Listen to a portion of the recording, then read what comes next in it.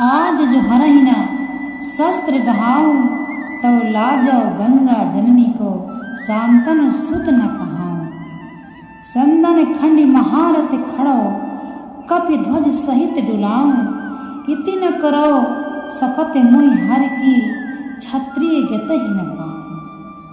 पांडव दल सन्मुख है ध्याऊं, सरिता रुधिर बहाऊं। सूरदास रण भूमि विजय बिन, जियत न पीठ दिखाऊं। जो कुछ भी हो महाभारत में लिखा है। युद्ध आरंभ के तीसरे दिन भीष्म पितामह ने जब खड़ा ही प्रचंड संग्राम किया, तब भगवान ने कुपित होकर घोड़ों की रास हाथ से छोड़ दी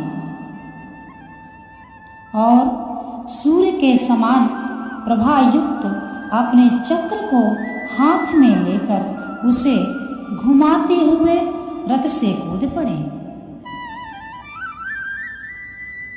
श्री कृष्ण को चक्र हाथ में लिए हुए देखकर जब लोग ऊंचे स्वर से हाहाकार करने लगे,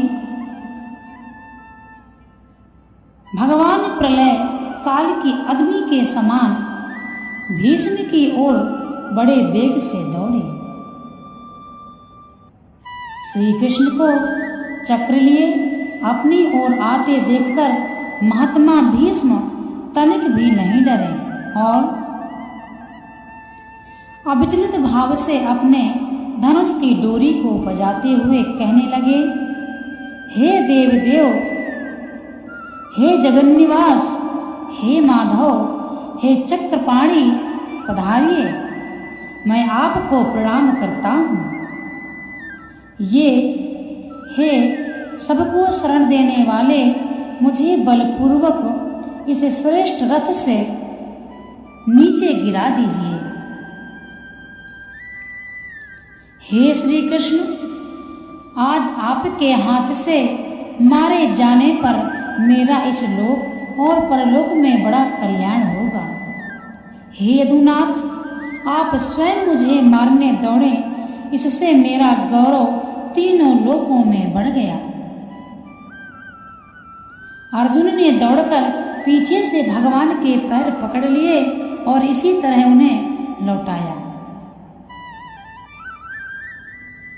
अर्जुन रोने लगे और भगवान के पीछे से दौड़कर पैर पकड़े और किसी तरह भगवान श्री कृष्ण को अर्जुन लौटाए। 9वें दिन की बात है। भगवान ने देखा भीष्म ने पांडव सेना में प्रलय सा मचा रखा है। भगवान घोड़ों की रास छोड़कर कोड़ा हाथ में लिए फिर भीष्म की ओर दौड़े।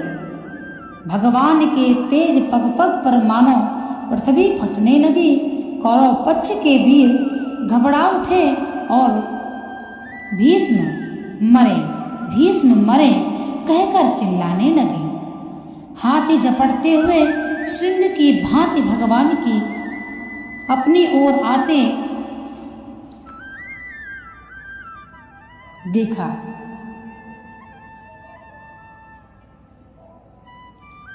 युद्ध स्थल में शरीर पर भारी से भारी चोट लग जाने पर, अपने पुत्र पौत्र आदि के मर जाने पर, सर्वस्व का नाश हो जाने पर, यह इसी तरह अन्य किसी प्रकार की भारी से भारी विपत्ति आ पड़ने पर भी व्याकुल न होना और अपने कर्तव्य पालन से कभी विचलित न होकर व्याकुल न होना कर्तव्य पालन है। अब देखिए, भगवान को देखकर भीष्म तनिक भी विचलित न हुए और उन्होंने धनुष खींचकर कहा, एहो पुंडरीकाक्ष देव देव नमोस्तु। भगवान को प्रणाम करने लगे। हे पुंडरीकाक्ष, हे देव देव, आपको नमस्कार है। हे यादव श्रेष्ठ, आइए आइए, आज इस महायुद्ध में मेरा वध कर मुझे वीर गति दीजिए। हे अनघ, हे देवदेव श्री कृष्ण, आज आपके हाथ से मरने पर मेरा लोक में सर्वथा कल्याण हो जाएगा। हे गोविंद, युद्ध में आपके इस व्यवहार द्वारा आज मैं त्रिभुवन से सम्मानित हो गया। हे निष्पाप, मैं आपका दास हूँ, आप मुझ पर भी जी भरकर प्रहार कीजिए। अर्जुन ने दौड़कर भगवान के हाथ पकड़ लिए, पर भगवान रुके नहीं और उन्हें घसीटते हुए आगे बढ़े। अंत में अर्जुन के प्रतिज्ञा की याद दिलाने और सत्य की शपथ खाकर भीष्म को मारने की प्रतिज्ञा करने पर भगवान लौटे।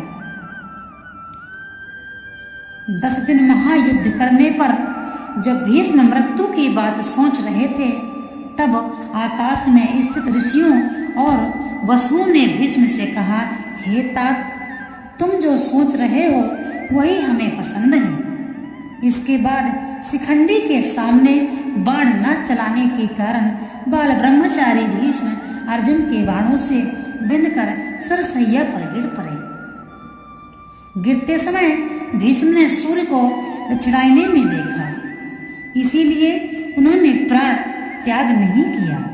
गंगा जी ने महर्षियों को हंस रूप में उनके पास भेजा। भीष्म ने कहा, मैं उत्तरायण सूर्य आने तक जीवित रहूंगा और उपयुक्त समय पर ही प्राण त्याग करूंगा।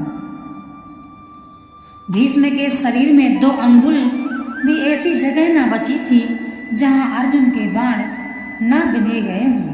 सिर्फ उनका सिर नीचे लटक रहा था। उन्होंने तकिया मांगा। दुर्योधन आदि बढ़िया कोमल तकिए लेकर दौड़े। भीष्म ने हंसकर कहा, वीरो, ये तकिए वीरशैया के योग्य नहीं है। अंत में अर्जुन से कहा, बेटा, मेरे योग्य तकिया दो। अर्जुन ने 3 बाण उनके मस्तक के नीचे इस प्रकार मारे कि सिर ऊंचा उठ गया और वे बाण तकिए का काम देने लगे। इस पर भीष्म बड़े प्रसन्न हुए और कहा, हे महाबाहो, छात्र धर्म में दृढ़ता पूर्वक स्थित रहने वाले क्षत्रियों को रणगढ़ में प्राण त्याग करते समय सरसैया पर इसी प्रकार सोना चाहिए। भीष्म जी बाणों से घायल इस सरसैया पर पड़े थे। यह देखकर बाण निकालने वाले कुशल शास्त्र वैद्य बुलाए गए। इस पर भीष्म जी ने कहा कि मुझको तो क्षत्रियों की परम गति मिल चुकी है, अब इन चिकित्सकों की क्या आवश्यकता है। घाव के कारण भीष्म को बड़ी पीड़ा हो रही थी। उन्होंने ठंडा पानी मांगा। लोग घड़ों में ठंडा पानी लेकर दौड़े। भीष्म ने कहा, मैं सरसैया पर लेट रहा हूँ और उत्तरायण की बाट देख रहा हूँ। आप मेरे लिए ये क्या लेके आए। अंत में अर्जुन को बुलाकर कहा, बेटा, मेरा मुंह सूख रहा है, तुम समर्थ हो, पानी पिलाओ। अर्जुन ने रथ पर सवार होकर गांडीव पर प्रत्यंचा बढ़ाई और भीष्म की दाहिनी ओर पृथ्वी में बाण मारा। उसी क्षण वहां से अमृत के समान सुगंधित और उत्तम जल की धारा निकली और भीष्म के मुंह में गिरने लगी। भीष्म जी उस जल को पीकर तृप्त हो गए।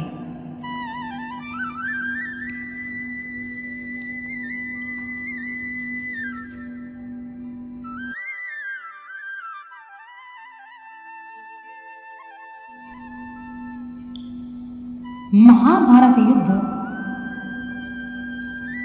समाप्त हो जाने के बाद युधिष्ठिर श्री कृष्ण महाराज को साथ लेकर भीष्म के पास गए और बड़े बड़े ब्रह्मवेत्ता ऋषि मुनि वहां उपस्थित थे। भीष्म ने भगवान को देखकर प्रणाम किया और स्तवन किया। श्री कृष्ण भीष्म से कहा कि उत्तरायण आने में अभी देर है। इतने में आपने धर्मशास्त्र का जो ज्ञान संपादन किया है वह युधिष्ठिर को सुनाकर इनके शोक को दूर कीजिए। भीष्म ने कहा, प्रभु मेरा शरीर बाणों के घाव से व्याकुल हो रहा है, मन बुद्धि चंचल है, बोलने की शक्ति नहीं, बार बार मूर्छा आती है, केवल आपकी कृपा से अब तक जी रहा हूं। फिर आप जगत गुरु के सामने मैं शिष्य यदि कुछ भी कहूं तो वह भी अभिनय है, मुझसे बोला नहीं जाता, क्षमा करें। प्रेम से छलकती हुई आंखों से भगवान की गदगद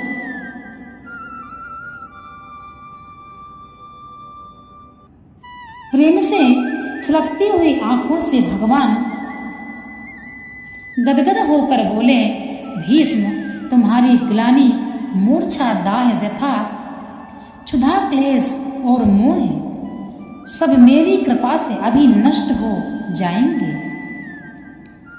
तुम्हारे अंतःकरण में सब प्रकार के ज्ञान की स्फुरणा होगी, तुम्हारी बुद्धि निश्चय आत्मिका हो जाएगी, तुम्हारा मन नित्य सत्गुण में स्थित हो जाएगा। तुम धर्म या जिस किसी भी विद्या का चिंतन करोगे उसी को तुम्हारी बुद्धि बताने लगेगी।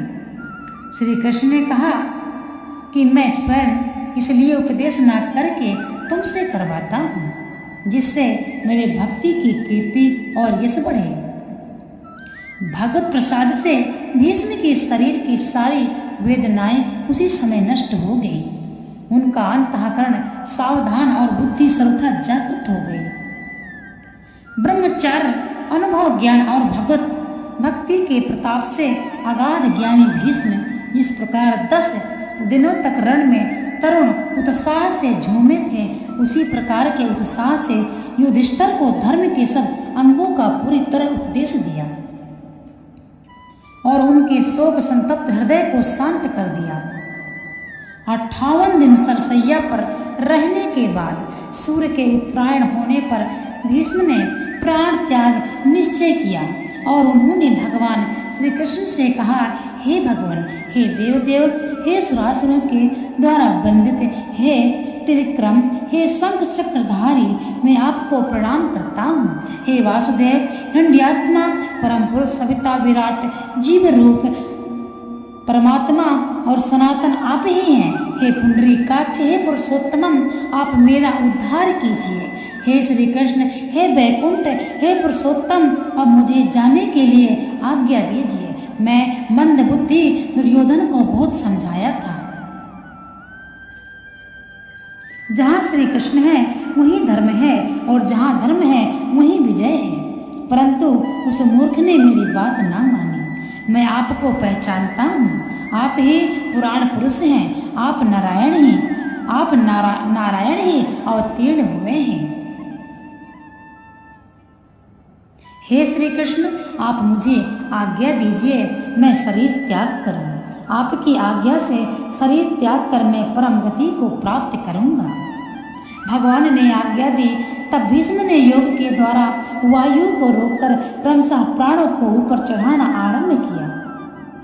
प्राण वायु इस अंग को छोड़कर ऊपर चढ़ता था, उस अंग के बाण उसी क्षण निकल जाते और घाव भर जाते।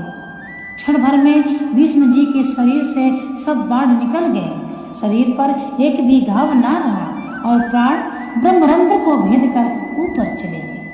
लोगों ने देखा ब्रह्मरंध्र से निकला हुआ तेज देखते देखते आकाश में विलीन हो गया।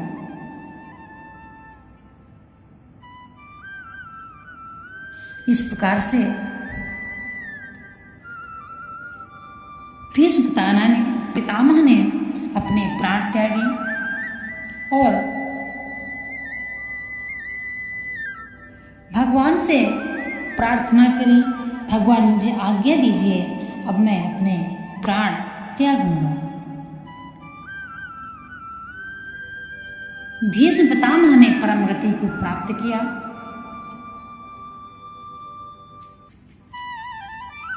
एवं श्रीमद् भागवत गीता पढ़ने से सभी का कल्याण होता है।